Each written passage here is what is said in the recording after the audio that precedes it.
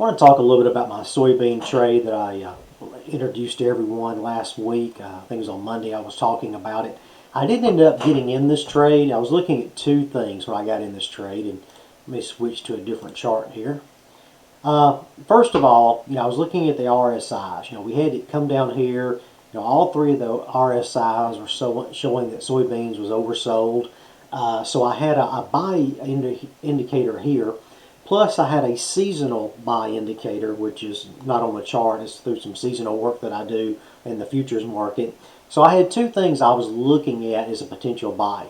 I'm going to zoom out a little bit. You had two choices. If you're thinking about going long, one thing I wanted to see is I wanted to see a candle that indicated to me that this down move was over.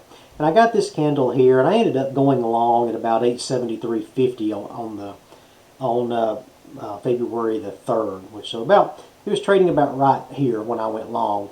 And it went down again and came back up, and it finished at basically where I was at when I entered.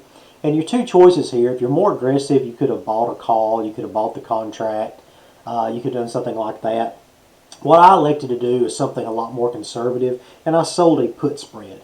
And I was able to sell the 810 put. I'm sorry, I sold a put. I went short a put. I couldn't get a good enough entry on a put spread, so I actually went on a naked put, which did increase my risk quite a bit. But I went all the way down to 810. So my naked put was right here at 810. So I went ahead, I sold that for about $1.25. I sold two of them. I actually did this in my small account. I sold a few more in my large account. I think my overall position was like 8 contracts, but for my small account, I only sold the 2. And I did it for about $1,000 worth of buying power that it tied up in order to do that. And as soon as I sold it, I immediately put a good to close order out there for about 50%. And I got lucky, and on the 6th, it had come back up. I almost got out on these two candles, but it didn't quite hit my good to close order. And on the 6th, it hit my good to close order right here. So I was actually only in this trade for 3 days. So it was about a 4.5% return on the buying power that I had used up.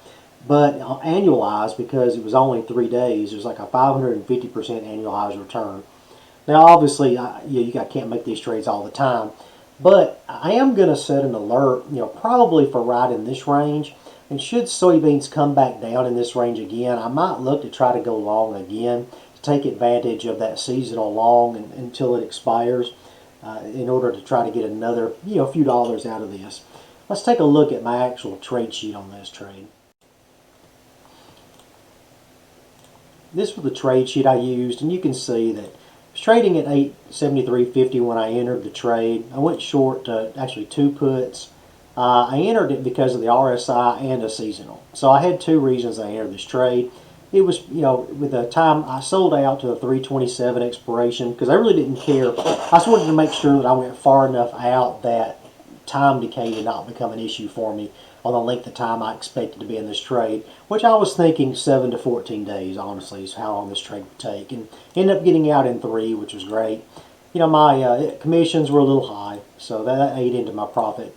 Almost at a 90% probability rate of success when I entered it based on these 2 factors, the RSIs and the seasonal. 3 days later, ended up with a $45 profit on $1,000 risk on this particular trade. Like I said, I traded 2 in my small account, traded another 6 in my large account. So overall, I did really well for the $1,000 that I had tied up. If you like this video, please go ahead and like it, subscribe to the channel. Let me know if you like seeing more of the futures type trades or the RSI type trades. I do a lot of my swing trading strategy, and that I do quite a bit. I haven't been posting as many of those videos lately, but the strategy and all the previous trades I've done are certainly on the YouTube side that you can take a look at. If you have any questions or comments, let me know. Thanks.